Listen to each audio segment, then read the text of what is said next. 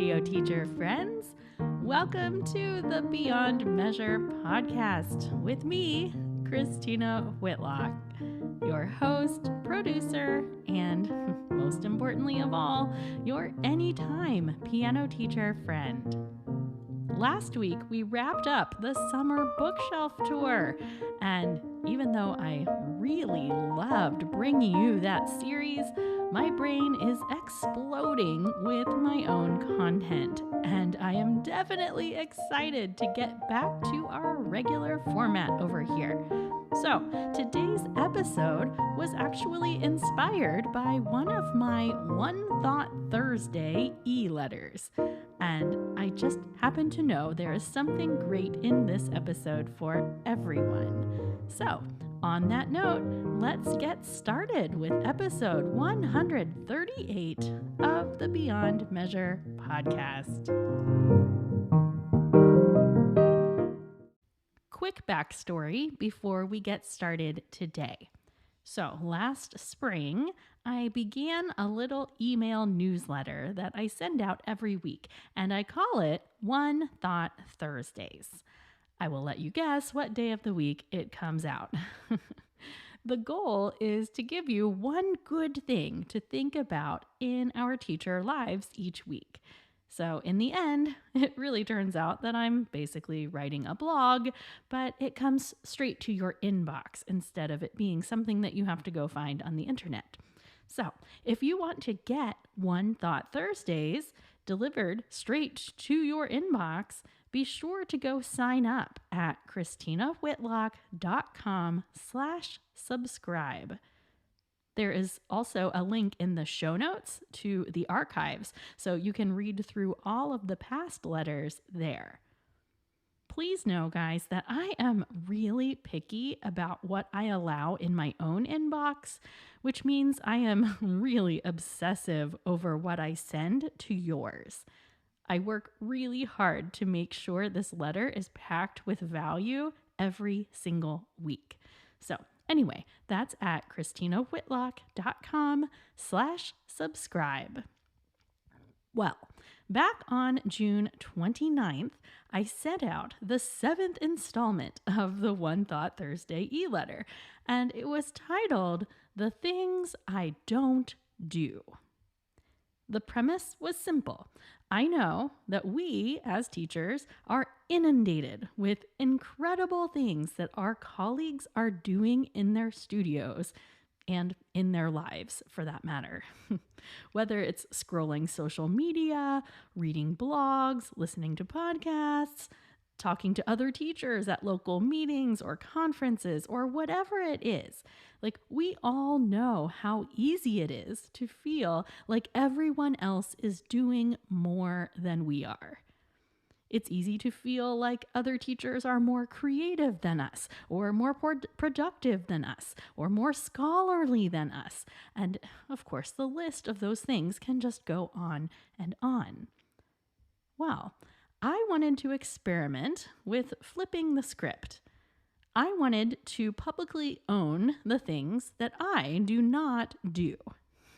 Not because I think they're bad ideas or not worth doing, but simply because we all have to make choices and set limits on what we are going to take on and what we are not. I said in this email that maybe, just maybe, if we all talked more about the things we weren't doing, the online world wouldn't feel like such a looming pit of comparison envy. Am I right? So I decided to include a very short list of 4 things that I do not do in this season of my teaching life. Again, not because I think these things are bad or wrong or anything of that sort, but just because we all have to make choices of where to spend our energy so that the things that we do choose to do can be done really well. So the 4 things that I listed were, number 1, I don't do elaborate incentive programs, and I haven't given out stickers in years. I also said that I don't host multiple large scale recitals throughout the year, that I don't play a lot of games in my lessons, and lastly, that I don't teach family, friends, or members of my church congregation. Now, I want to unpack those four things just really quickly here.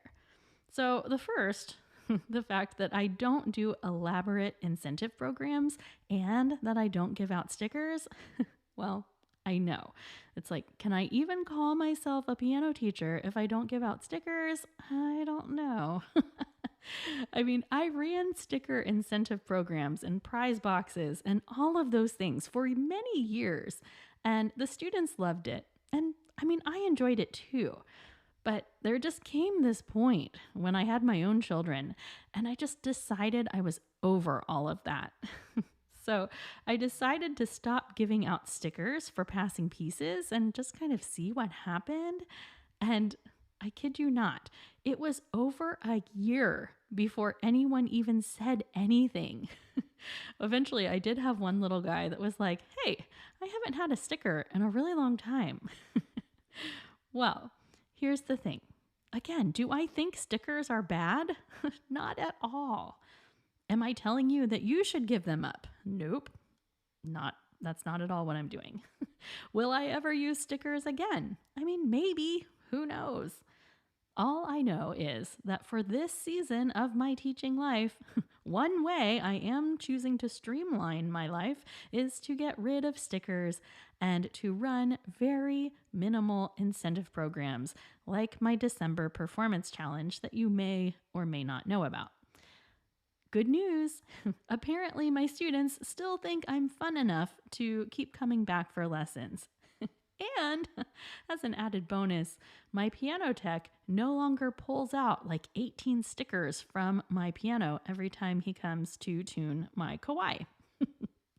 Okay, so my second point in the email was that I don't hold multiple large scale performances throughout the year. I mean, I really host one large full studio recital in the spring. So, do I wish I did more? Sometimes.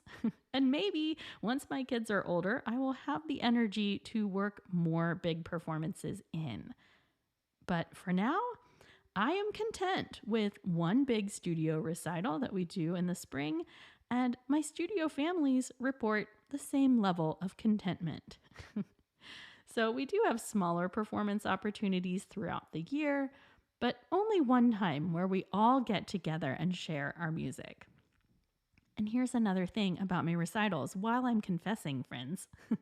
I almost never have a theme, and I really never end up decorating my stage in any kind of elaborate manner. Now, again, if you are a teacher who does those things, please know that you inspire me, and I have big dreams of joining you in those ideas someday. I can see how performing in such a finely crafted performance is a huge benefit to your students. And again, it's on my list of things to try someday. I am just declaring that now is not the time for me to try it. So third, I mentioned that I don't play a lot of games in my lessons, and I'm kind of ducking behind my hands as I say that because I know it's a little blasphemous, right? But again, I have so much respect for the incredible games that are out there, and I genuinely love seeing how my colleagues put them to use. And while I'm talking about it, I should probably mention that I do own a lot of games because I love supporting my creator friends and I just often get pulled in by their brilliance. But when it comes down to actual lesson time, I already lead with this idea that time at the piano should feel like play. There happens to be a whole unit on that in my Studio Foundations course, which has new enrollment starting in September. But my goal in my actual lessons is to create an experience where the act of making music feels like sufficient play unto itself. Anyway, and fourth, I don't teach friends or members of my church congregation. Now, I have a whole episode devoted to that policy. It's episode number 54. Just think like Studio 54. So you can go back and listen to that if you want to hear me elaborate on those ideas. But basically, my rule is that I don't teach anyone if we have already built an established relationship outside of my studio. I know that sounds crazy to some of you, and it's not a right or wrong decision. It's just the one that works for me. And that, friends, is actually the big point that I want to hammer home today. That we studio teachers are really good at sweating over changes, both large and small. We get really angsty trying to do the right thing and to avoid doing the wrong thing. And really, we have to stop classifying our studio decisions as right and wrong. They are simply just choices that we make. So, when you need to make a choice, weigh your options, do your research, but then just choose boldly and go on with it, okay?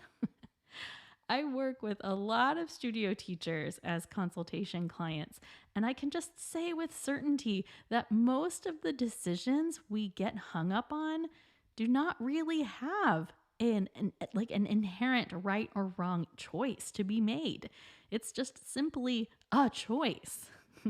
So, especially this time of year with a new school year looming ahead, I can't tell you enough how much I want you to choose boldly and move forward. So, okay, back to my original story for today. I shared this email back in June about these 4 things that I am boldly claiming that I do not do. And then, I received so many responses from teachers telling me the things that they don't do. It was incredible, you guys. I felt this collective sigh of relief, radiating through my inbox. So many teachers thanked me just for giving them permission to claim the things that they do not do. It was such a lovely, unexpected surprise. And because of that cathartic experience, I wanted to share some of their ideas with you today. So I did ask their permission to share their ideas with you on the podcast. And I hope doing so will help you embrace your own limits with boldness this year. Especially, again, as we sit on this precipice of a new academic year, I think it can be pretty game-changing to just embrace the things that you are not going to do this year. So, without further delay, I bring you some of the things that you, my fellow studio teacher friends, are boldly embracing not to do this year. I just have to say one more time, it doesn't mean these things are right or wrong, and it doesn't mean that these teachers are not going to change their minds at some point in the future. But it does mean that our community is stepping up and claiming the things that they are not doing, so that the rest of us don't sit around with these delusions that all the other teachers are doing more or better than we are. Oh, and it's also a great reminder that more is not always better. Amen and amen. Okay, so here goes. Renee wrote me and she said that she does not play online games during her lessons and she does not send studio newsletters. Well done, Renee. Anna told me that she does not hire other teachers and she does not do exams. She doesn't teach advanced students, and she does not have a podcast. Excellent list, Anna. Duly noted. Amy wrote and said that she gave up on making printed programs for her studio recitals. Bravo, Amy. Jennifer sent me a great list, including the fact that she does not cook dinner for her family anymore. Oh, Jennifer, teach me your ways. She also doesn't teach her own kids, and she doesn't nag her students to practice. Nice work, Jennifer. Margaret reports that she doesn't make a big deal out of the onboarding process for new students, and she doesn't send formal invoices. I mean, again, we have to find what works for us, right? Great work, Margaret. Kelly owned the fact that she does not give free trial lessons, she does not travel to students' homes, she does not take young students, and she does not aim to have a giant full studio. Ah, so good, Kelly. Leanne wrote and told me that she doesn't require summer camps or summer study at all. Like, way to make that work for you, Leanne. I'm proud of you. Cassie confessed that she does not participate in her state's 2 largest programs because they require too much volunteer time. Some of us can really identify with that, Cassie. Nice work. And on the list goes. If I didn't include you on this list, please take no offense. I just wanted to give the podcast a little taste of the things that my incredible audience was sharing with me. I think one really intriguing aspect of this exercise is how it really brings out the things that you feel like everyone else is doing, or the things that you feel like you're supposed to be doing, otherwise known as those dreaded shoulds. Anytime I think, oh, I'm a piano teacher, I really should do whatever, I try to throw up an automatic red flag in my brain. Be very careful with those shoulds, friends. Whew. Okay, so what do you think? Does this not inspire you to go make your own list of the things that you are not going to do in this season of your teaching life? I think it's been a big help to me as I sharpen my focus for the coming year. I would strongly encourage you to make your own list of the things that you do not do in your teaching. Again, not to get caught up in defending your position. I mean, just name it and move on. Choose boldly and move forward, right? While I'm at it, let's go ahead and toast our way on out of here.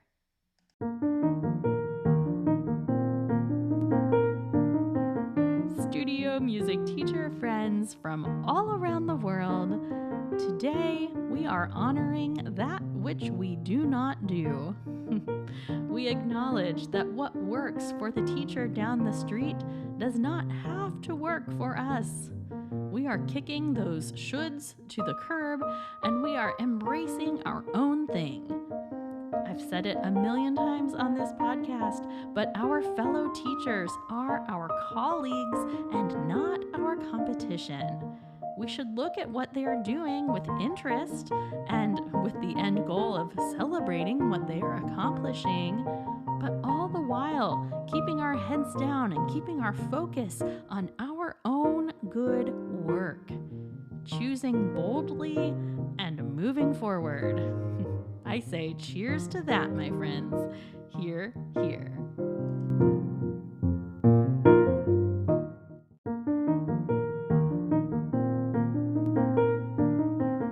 All right, that is it for episode 138 of the Beyond Measure podcast.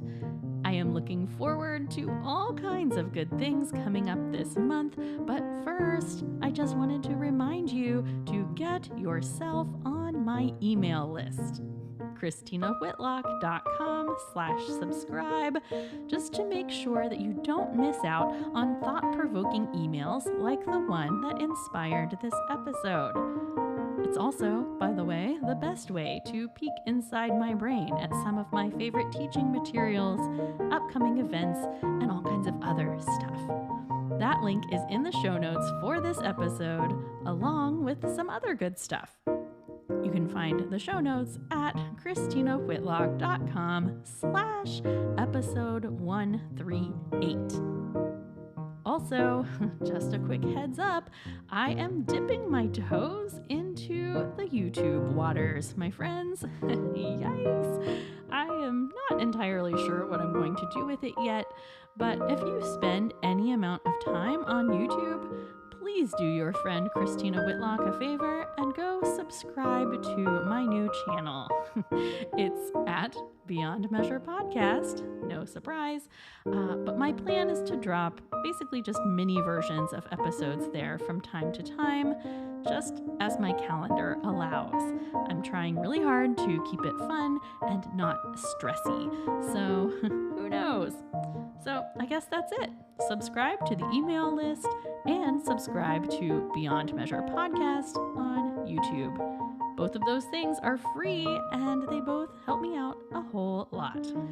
So until next week, friends, onward and upward toward bold choices. Take care of yourselves.